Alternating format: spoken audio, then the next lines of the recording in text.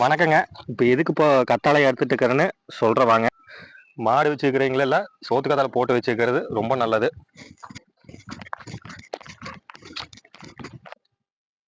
அந்த முள்ளையெல்லாம் அக்கட்ட தள்ளிடணும். கொடுக்கும்போது மாட்டுக்கு குத்தாது.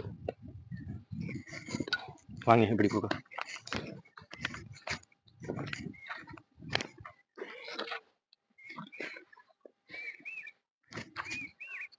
இந்த கத்தாழை கொடுக்கறதுனால மாட்டுக்கு குளிர்ச்சியாக இருக்குது. அதுக்கப்புறம் இந்த பச்சை மயிருக்கெல்லாம் கொஞ்சம் வயிற்றில் புழு கீது இருந்ததுன்னா அது கொஞ்சம் ரெடி ஆகிக்குங்க.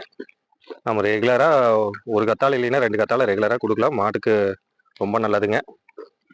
சில பேர் அந்த ஜெல்லை மட்டும் கொடுப்பாங்க. இது அப்படியே முள்ளை மட்டும் சீவி விட்டு அப்படியே கொடுத்தோம்னா கொஞ்சம் ஈஸியாக இருக்குது நம்மளுக்கு. அப்புறம் அந்த தடிப்பு கிடிப்பு கீது இருந்து கொஞ்சம் இருந்ததுன்னா அதுவும் ரெடி ஆகிக்கு சோத்து கத்தாழைக்கு. அவ்வளோதாங்க, வேலை முடிஞ்சது.